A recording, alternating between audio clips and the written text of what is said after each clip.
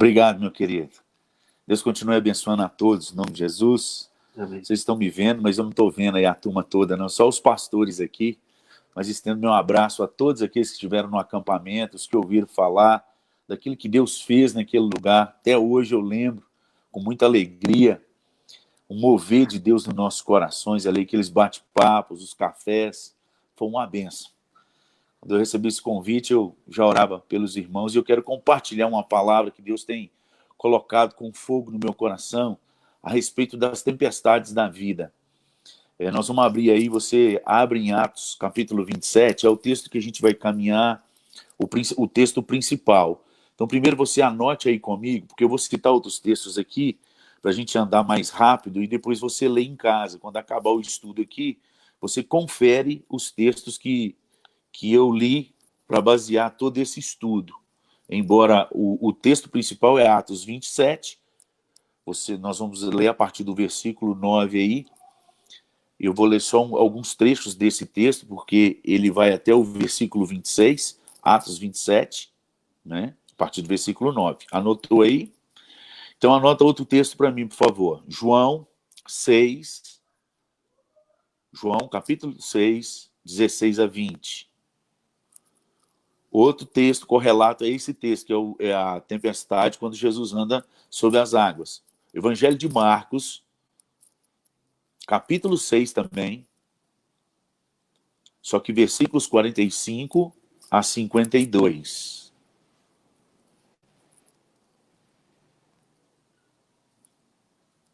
Em Mateus, no capítulo 7, essa é a outra tempestade, mas também uma tempestade que traz tribulação.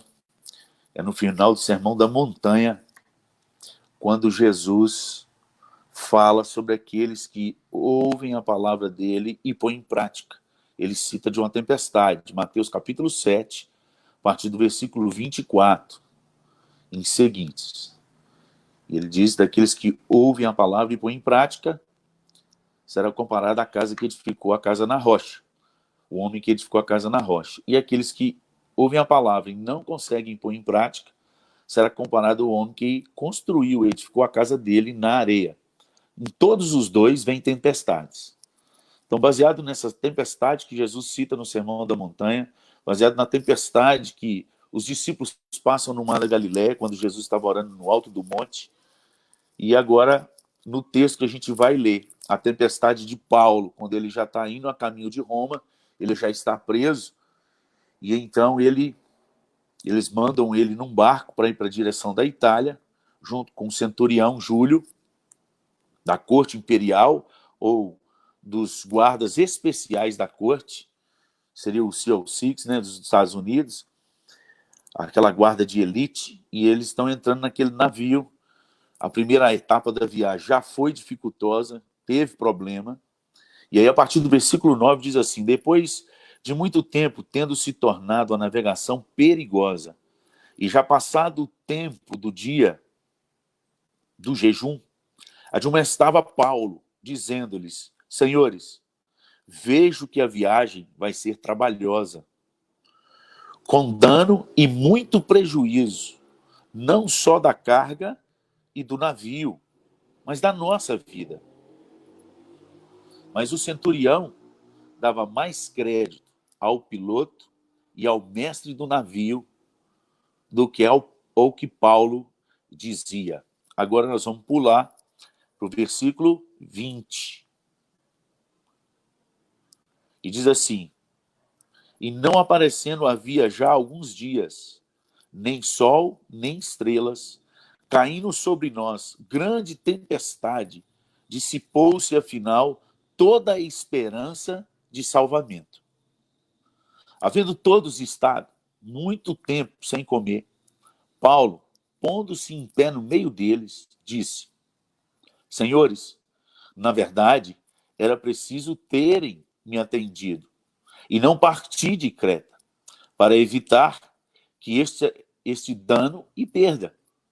Mas já agora vos aconselho, bom ânimo, porque nenhuma vida se perderá de entre vós, mas somente o navio.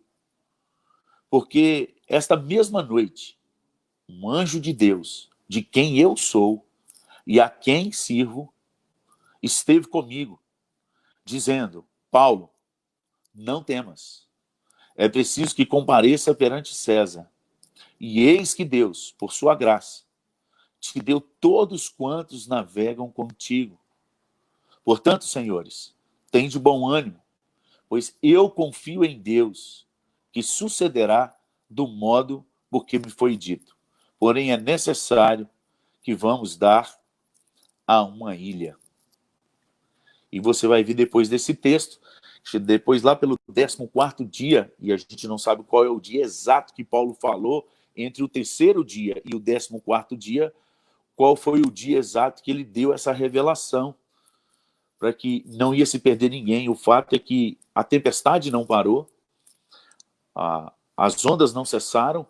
Você vai ver logo depois do texto seguinte aí, falando que eles começam a perceber que está chegando perto de uma ilha, e eles param numa encruzilhada do mar, onde eles lançam as âncoras e encalham o navio naquela divisa ali, mas as ondas estavam tão fortes que começou a abrir o navio.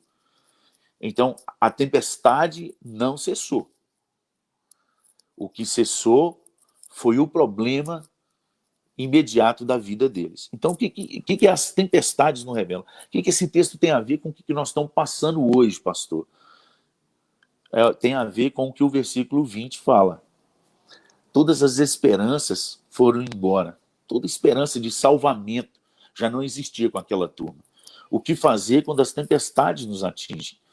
Essa pandemia é uma tempestade global, uma tempestade em que todos foram pegos de surpresa, em que todos foram equiparados, foram colocados na mesma medida, tanto rico quanto pobre, quanto quem tem plano de saúde, quem não tem plano de saúde, todos estão no mesmo barco.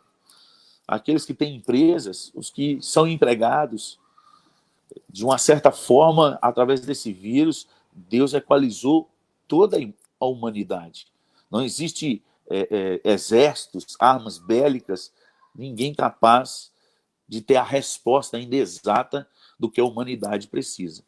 Então, nós estamos vivendo exatamente num período desse, em que as esperanças foram embora e que todos estão tentando acertar, de alguma maneira, a cura, salvar, mesmo que isso venha trazer danos, né, colaterais, como alguns remédios que estão sendo usados e que muitos já estão colocando até na mídia, fazendo esse terror todo, que pode matar.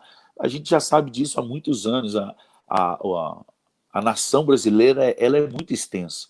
Então, nas partes norte do nosso país, esses remédios já se usam há muitos anos, todos os meses, porque são os remédios usados para malária.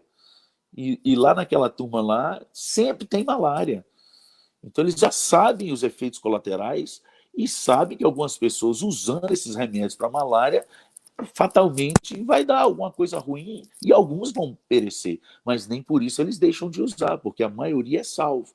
Então, mesmo sabendo, isso tudo tem causado um pânico a todos nós. Então, o que as tempestades trazem para as nossas vidas? O que está trazendo? As primeiras coisas que a gente pode ver. E essas primeiras coisas, todos nós vemos. Nós que somos povo de Deus e o povo que está aí na humanidade. O que a gente vê que todos veem? As dificuldades. As dificuldades estão aí. As dificuldades aparecem para todos. Todos vão ter que refazer o orçamento, repensar as viagens, cancelar férias, cancelar a troca de carro, cancelar a reforma de casa, até algumas coisas da saúde nós vamos ter que cancelar para reorganizar. Todas as tempestades nos pegam de surpresa. Elas não nos avisam quando acontece. Então as dificuldades vêm. Outra coisa que vem, oposição, os ventos contrários. Nós não sabemos que hora que nós vamos pegar esse vírus, que eles estão dizendo que todos nós vamos pegar. Nós não sabemos a hora exata, nós não sabemos o tempo exato, nós não sabemos qual é esse efeito colateral diretamente no corpo de cada um de nós. Se eu for parar para pensar no que essa turma está falando, eu faço parte do grupo de risco, porque eu sou hipertenso, eu faço parte do grupo de risco porque eu estou acima do meu peso, sou obeso, eu faço parte do grupo de risco porque eu tenho um problema na área respiratória, tenho um problema de alergia. Irmão, já estou no céu. Se depender de todas essas coisas que eles estão falando aí, eu já parti, já vou para o caixão, deixar separado. E essa é a angústia que toda a humanidade está vivendo. Não só nós como povo de Deus, mas toda a humanidade. Deus nunca falou que ele ia nos isentar das tribulações, muito pelo contrário. Ele diz que nós, como povo de Deus, nesses últimos dias, que se o nosso Pai Celeste não tivesse abreviado esses dias, nem nós da fé conseguiríamos resistir a essas coisas. Então, Deus não deixou a gente enganado como igreja. Que a geração dos últimos dias passariam por grandes tribulações e grandes aflições. Então a gente fica pensando, por que Deus deixa a gente que é crente, que é fiel, dizimista, a gente que é servo de Deus, passar... irmão, a gente precisa ler mais Bíblia. Essa é a parte que tem que pular e amadurecer, porque a Bíblia já está registrada aí. Nós temos que deixar de ser filho mimado e a gente ser filho de Deus que responde positivamente ao chamado que ele tem para a geração dos últimos dias. Porque primeiro ele afirmou que nós íamos passar por tribulações, por aflições, e muitas tribulações, não poucas. Então ele não escondeu de nós. Agora, no meio dessa geração dos últimos dias, que nós vamos passar tribulações, o que Deus espera de nós? Essa é a pergunta que tem que ser feita pelo povo de Deus. E não por que está acontecendo isso tudo. Senhor, nós estamos de pronto, eis-me aqui. O Senhor nos chamou no meio da tempestade para dar que resposta às nações? Que resposta ao povo aonde o Senhor nos plantou? Porque as dificuldades vêm, a oposição vem, os ventos contrários vêm. Aí entra o pavor. Nós também sentimos pavor, nós temos medo. Os discípulos, quando viu Jesus no meio daquela tempestade, e o barco estava entrando água, e no meio da tempestade, para complicar, aparece um homem andando sobre as águas, e todos gritaram pavorosamente, gritando, é um fantasma desesperado. Então, as tempestades traz os fantasmas da nossa vida à tona, a gente fica com medo. Medo, será que eu vou morrer sentindo falta de ar se eu pegar esse negócio? Será que agora é minha ida? Será aí eu tenho umas contas, eu vou pagar? O medo é natural no meio da tempestade e todo mundo consegue enxergar. Os fantasmas, todo mundo tem os fantasmas da vida dele. E as sujeiras da nossa alma. Quando vem umas tempestades, a primeira água que vem da tempestade é uma água cheia de lama. É uma água cheia de sujeira, os entulhos que colocaram nos buracos, nos lobos, quando as águas saem das bocas de lobo, sai cheio de lama, cheio de madeira, sacola de lixo. As tempestades da vida, elas mostram o que tem de ruim dentro de nós. A falta de segurança, a falta de fé.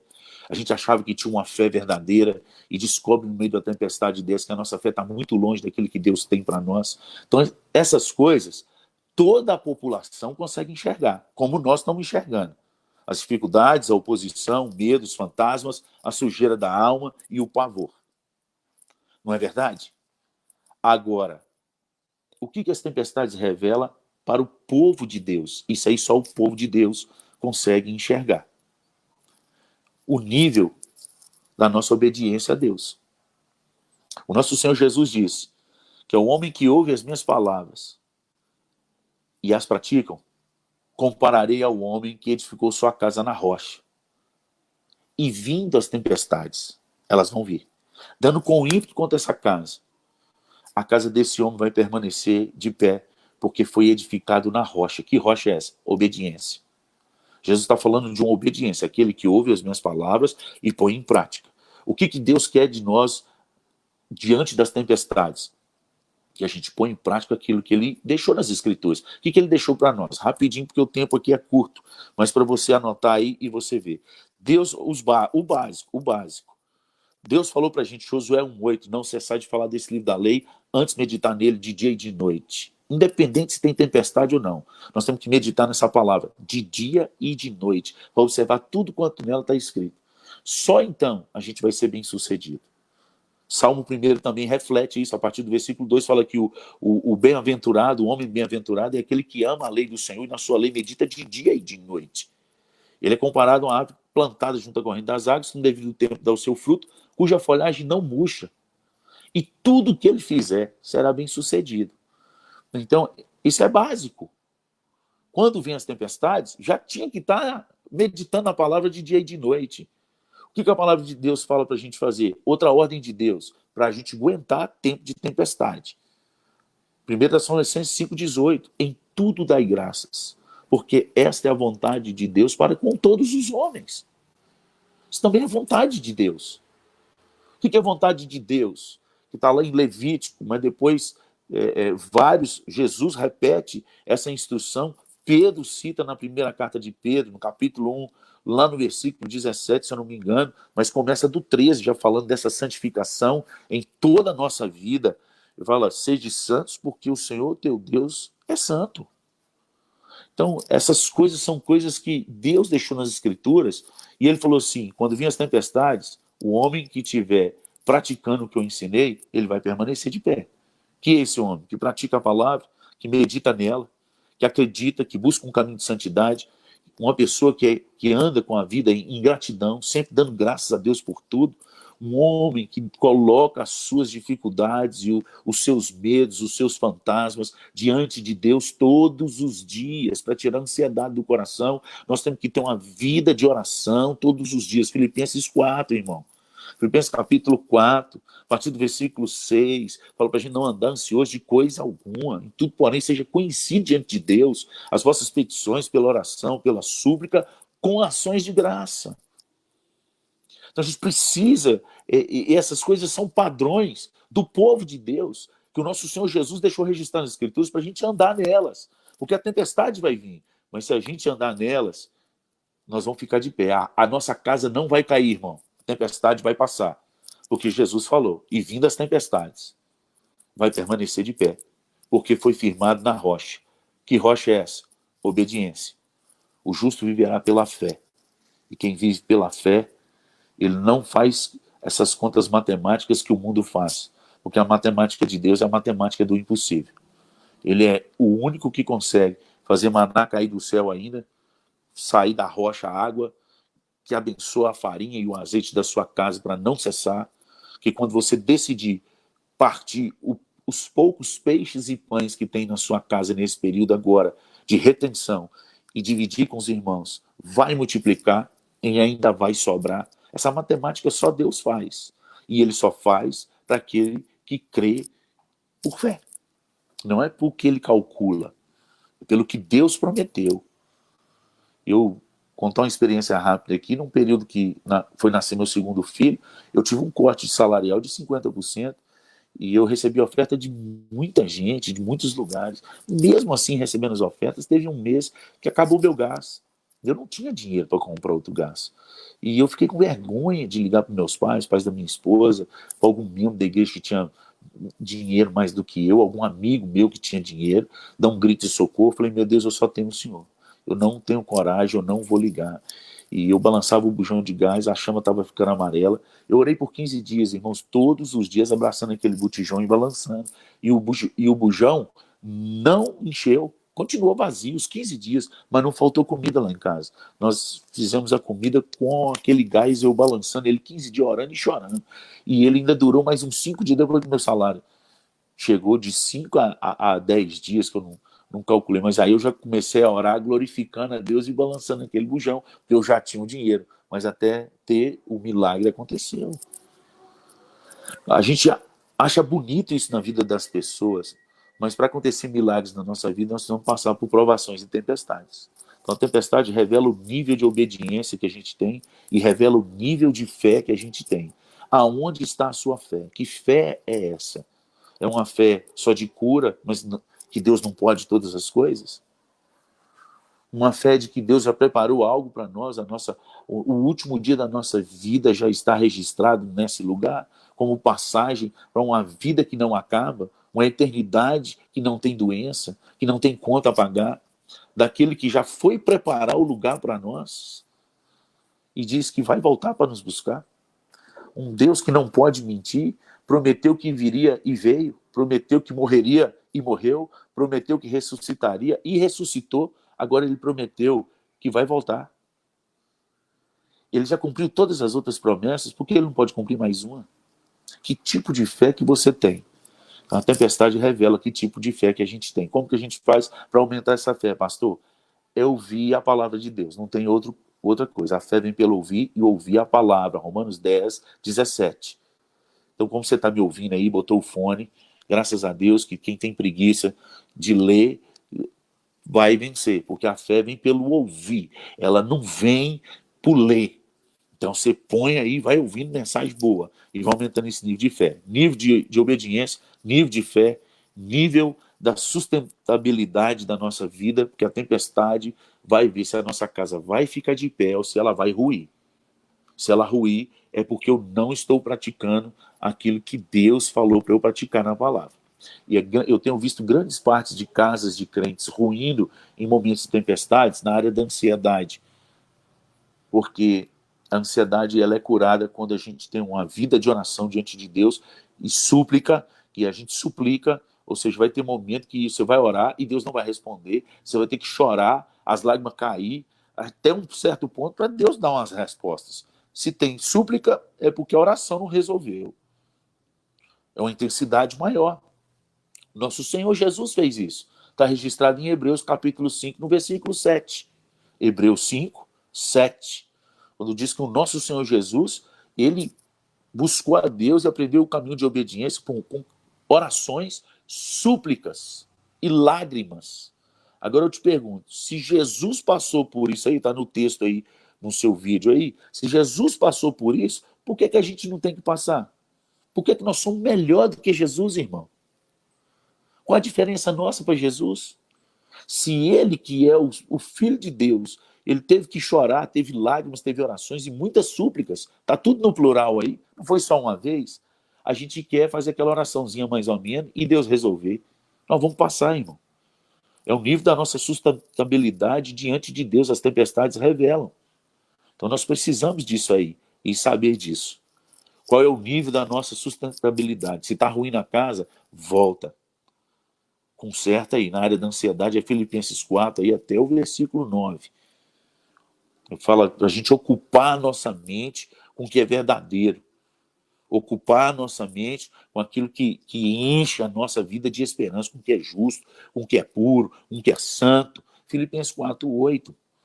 Então, você precisa ocupar a sua mente. Ficar ocupando a mente não tem de Covid-19, de gente que está morrendo, morreu 10 mil, morreu 3 mil numa noite só nos Estados Unidos. Irmão, nós vamos morrer um dia mais cedo ou mais tarde. E vai ser na hora de Deus, não vai ser na minha hora, não vai ser na sua, vai ser na hora de Deus. Até lá vamos encher das coisas que nos traz esperança, que nos liberta dessa ansiedade. Nosso foco. A tempestade, ela nos direciona e nos mostra aonde está o nosso foco. Aquilo que você mais procura. Então, se o seu foco é só essas notícias ruins que todo mundo está caçando, então agora, enquanto você está me vendo aí, você está chorando e está tomando remédio, já está quase olhando o horário de tomar mais remédio para ver se vai conseguir dormir. Os meus remédios têm sido a palavra de Deus de manhã, de tarde, de noite, de madrugada, enquanto eu durmo. Eu pego uma lista, uma playlist de louvores instrumentais, eu coloco no meu ouvido, eu coloco baixinho do lado da minha cama, e se eu não consigo dormir, eu levanto e ajoelho e oro, falei, minha esperança é o Senhor é a minha vida, eu só tenho o Senhor, eu estou focando a minha vida naquilo que me dá esperança, amados. Só Deus nos dá esperança nessa tempestade dos impossíveis aí. Essa tempestade onde a gente acha que acabou a esperança. E a tempestade revela qual a nossa companhia. Olha que no Atos 27 que a gente lê o texto aí, olha que bonito que Paulo fala. Primeiro, a primeira vez ele fez jejum, no versículo 9. No dia de jejum, porque ele viu o que ninguém viu. Só vê o que ninguém vê, irmão, quem anda diante de Deus. O versículo 9 começa afirmando que depois, passado o tempo de jejum, do grande dia de jejum, Paulo, coincidentemente, vê o que Paulo fez depois do jejum. E ele colocou, vejo, ou seja, ele viu o que ninguém viu, porque o capitão do navio não viu o que ele viu, o mestre do navio não viu. E o centurião dava mais crédito ao piloto e ao mestre do navio do que a Paulo. Eles eram especialistas na área. mas eles não estavam buscando a pessoa certa. O fato da gente ser especialista de qualquer área não quer dizer que nós estamos sabendo o que é certo. Só sabe quem é certo o Deus Todo-Poderoso. Agora é hora de nós, como igreja, clamarmos a Deus para abençoar os médicos, abençoar os enfermeiros, abençoar. Ele traz a revelação. Mas precisamos passar um tempo de jejum, um tempo de clamor, de súplica. Com quem a gente anda na hora das tempestades é que vai fazer toda a diferença na nossa vida. Olha o versículo 23, que coisa linda. Sublinha na sua Bíblia aí o versículo 23 de Atos 27. Paulo já está falando e agora ele falou assim: porque esta mesma noite, um anjo de Deus, essa mesma noite, um anjo de Deus, de quem eu sou, dá pause aí, essa mesma noite, me apareceu um anjo de Deus, de quem eu sou. Na hora da tempestade, irmão, o que vai fazer diferença, de verdade, é de quem você é. De quem você é. Paulo falou, apareceu um anjo de Deus, de quem eu sou. Eu sou de Deus. Você é de Deus, irmão? Então nós temos que ter essa procedência igual o Paulo na tempestade. Em vez de ficar olhando para a tempestade, em que todo mundo perdeu as esperanças, a esperança de Paulo estava no Senhor. Meu Deus, a última palavra é a do Senhor, não é da tempestade. O que o Senhor tem para mim e para esse povo? Com certeza Paulo orou para o povo, porque o anjo citou para Paulo e fala assim, e Deus, pela sua graça, te deu, Paulo, todos que estão contigo no navio, nenhum vai se perder. Se você olhar mais para frente nesse texto, você vai ver que são 276 pessoas. Não é um grupinho, não. É um grupão. 276 pessoas. E lá fala no plural que tinha muitas pessoas que não sabiam nadar. E se você olhar, a tempestade não passou. Mas ninguém morreu. No meio da tempestade, com quem você está, vai fazer toda a diferença. Mas o texto continua. O anjo de Deus, de quem eu sou, o anjo de Deus, a quem eu sirvo. Talvez Deus parou todos nós, a igreja do Senhor Jesus, em todos os lugares, em todas as nações, para perguntar para nós e nos dar uma balançada e mostrar para nós quem é que a gente está servindo.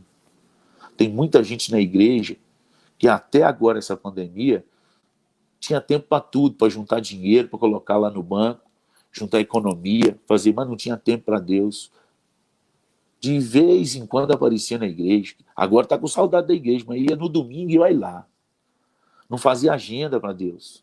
Porque tudo aquilo que realmente é importante para nós, a gente faz agenda, a gente para todas as outras coisas. E Deus está balançando a igreja dele, para ver se realmente esse povo que está na igreja servia a ele de verdade. Eu creio nisso. Durante as tempestades, Deus revela quem é que realmente anda com ele, que é dele, quem é que serve a ele de verdade, a quem eu sirvo. E ele continua dizendo no versículo 23, e ele esteve comigo. Quem eu sirvo e que esteve comigo. O Senhor visitou a Paulo várias vezes da vida dele. Se você voltar no capítulo 26, aí você vai ver quando ele está na defesa com o rei Agripa, ele cita aquele que me derrubou no sol de meio-dia, uma luz mais forte do que o sol, e todos nós fomos derrubados. Ele apareceu e falou, Paulo, por que me persegues? Eu sou esse Jesus quem te persegue. Eis que eu apareci para você e vou continuar aparecendo. E apareceu. Paulo foi um homem que teve o privilégio de ver Jesus várias vezes no seu tempo de oração e de intimidade com Deus. Pastor, mas Paulo era um apóstolo, irmão. A promessa não é para apóstolo. A promessa é para aqueles que creem e guardam os mandamentos do Senhor. João 14, 21. Aquele que tem os meus mandamentos e os guarda, João 14, 21. E esse é o que me ama. E aquele que me ama, o texto diz lá, que o Pai o amará, ele também o amará, viemos para ele e nos manifestaremos a ele. A promessa de manifestação não é para apóstolo, irmão. A promessa de manifestação de um Deus Todo-Poderoso não é para pastor. A A promessa de manifestação de um Deus Todo-Poderoso, a sua igreja, é para aqueles que guardam e amam a sua palavra de coração. No dia que a palavra tiver o maior valor para a nossa vida do que qualquer coisa da nossa vida, a promessa de Deus vai se cumprir nas nossas vidas.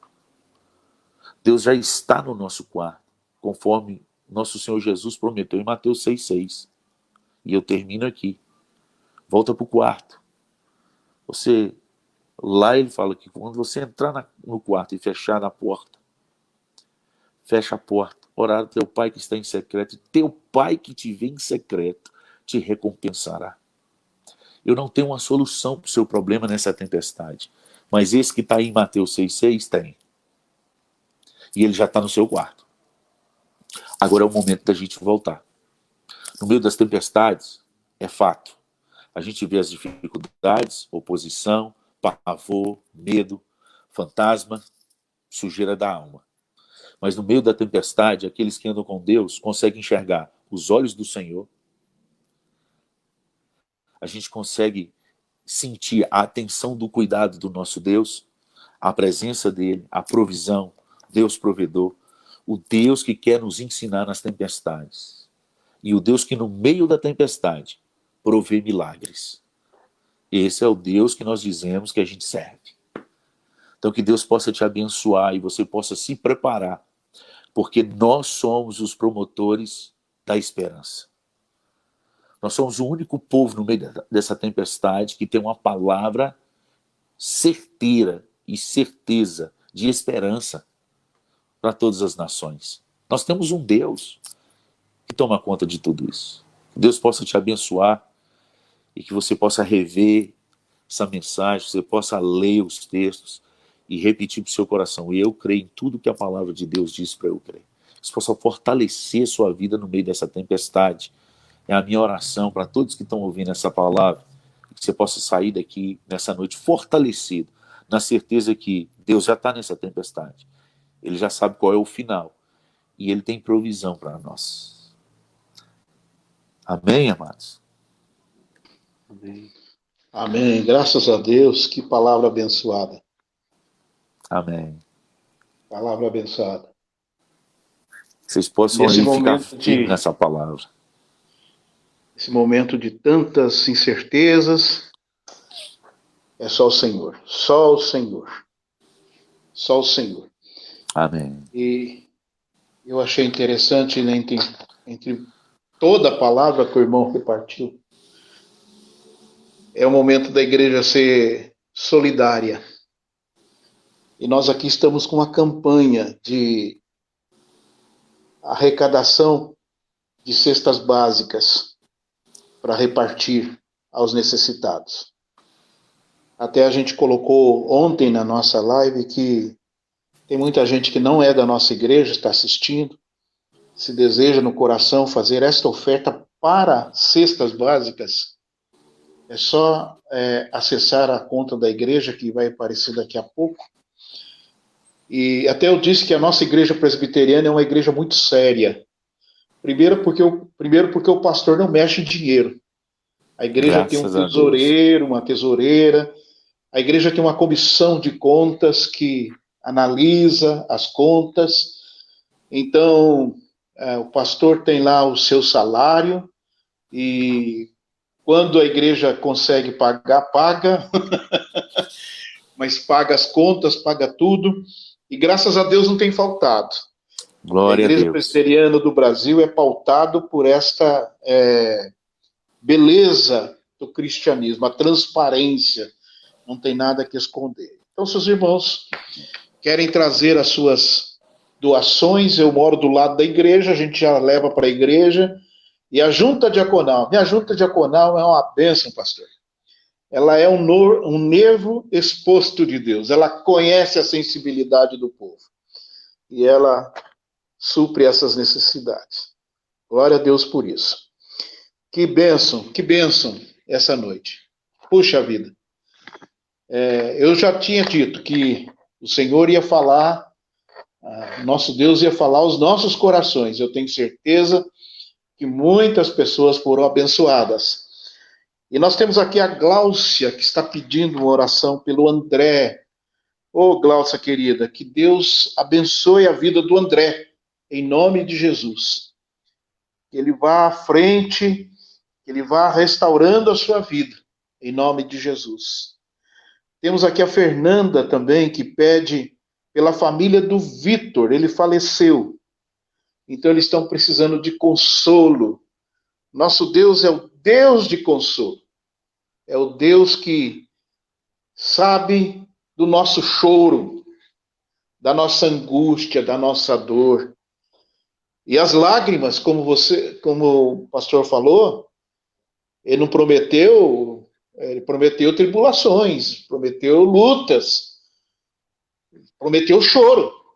E ela dura e esse choro dura uma noite. Mas a alegria vem no amanhecer. Agarrado no botijão de gás aí, alegria vem. Em nome de Jesus. Que bom. Graças a Deus. Eu vou encerrar minha parte aqui. O pastor Rickson vai encerrar com você aí. Ok? Amém. Pai querido, nós te agradecemos por essa palavra bendita vinda dos céus sobre as nossas vidas. Nós te agradecemos, ó Deus, pelo conforto, pela presença do teu Espírito Santo. Oramos pela vida pela família do Vitor. Derrama o teu consolo, derrama o teu bálsamo, o óleo do teu Espírito. Supre as necessidades deles nesse instante de choro, de luto, de dor. Que o Senhor vá ao encontro deles. Peço pelo André, que o Senhor o abençoe, que o Senhor restaure a sua vida. Quero orar também pelo meu cunhado, o Elias, que amanhã vai passar por um procedimento, pelo infarto que ele teve. Que o Senhor esteja ao seu lado, abençoando. Já sabemos que a vida dele é um milagre do Senhor. Louvado seja o teu nome nesse instante. Pedimos também que o Senhor acalme a família, em nome de Jesus. Também oro pelo outro cunhado, Nogueira, que o Senhor vá ao encontro dele nessa hora, restaurando-lhe, dando a tua presença, libertando, e que cada instante ele possa confiar no Senhor cada vez mais. Ó Deus, obrigado por esses irmãos que chegaram. Obrigado por aqueles que estão distantes, como a Karine, que está lá nos Estados Unidos. Peterson, abençoe a vida deles. Em nome de Jesus, nós entregamos estas vidas. Aleluias. Glórias a ti. Amém. Pastorzão, um abraço, querido. Nós adiamos o nosso acampamento devido à pandemia, mas o senhor não podia estar aqui conosco. Com certeza Deus está nessa história aí, hein? Oh, rapaz, quem sabe, pastor. Um prazer. Quando remarcarmos, vamos ver a possibilidade do querido irmão estar conosco. Deus te abençoe. Abençoe obrigado, sua esposa, pastorzão. Seus filhos, a Amém. Sua igreja, que ela caminhe cada vez mais firmado na palavra do Senhor e tendo a vitória do Senhor. Glória a Deus. Em nome de Jesus, receba. Um abração. Foi muito bom. Muito bom ter. Um prazer falar com o senhor. Amém. A Doroteia manda um abraço para você também. Outro para ela. A nossa missionária, que agora domingo vai estar completando mais um ano de vida, mas tem que ficar confinado. Eu completei dia 20 agora. Você lembra que no outro acampamento eu estava fazendo aniversário? Foi. Foi. Nós tivemos lá. Confinado aqui. Muito bom. Deus te abençoe, querido. Amém. Um abraço. Queridos, que Deus abençoe a todos vocês, que vocês tenham uma ótima noite. Pastorzão, muito obrigado mais uma vez pela disponibilidade e também agradecer a Deus, louvar a Deus pela sua vida, pela vida da sua esposa. É Morgana, né, o nome dela? Morgana. Eu lembro. Dos seus filhos. Que Deus derrame graça sobre a vida de vocês, sobre o ministério de vocês, tá bom? Amém. Bom, palavra abençoada que o Senhor... Eu vou passar para vocês, vou te passar e você passa para a turma toda aí, o pastorzão, o Nilton. o pastor Jeremias ele liberou um link do Congresso de 2018 sobre saúde mental dos pastores. E aí está liberado todas as mensagens. Aí eu vou passar o link para vocês. Tá muito bom. bom. Tem o Hernandes, tem o Augusto Nicodemos, tem o Nil Barreto, tem o Val Vassoura, e aí eu vou passar para vocês. Amém. Obrigado. Obrigado. Irmãos, que o Senhor abençoe a todos vocês. Nosso próximo encontro será no domingo, nosso estudo bíblico, às 10 horas da manhã, e também no nosso culto dominical, às 19 horas. Nós aguardamos vocês para estarmos juntos em comunhão, estudando a palavra de Deus. Que a graça do nosso Senhor e Salvador Jesus Cristo, o amor de Deus Pai e as doces consolações do Espírito Santo de Deus estejam sobre todos vós, hoje e sempre. Glória a Deus. Deus abençoe.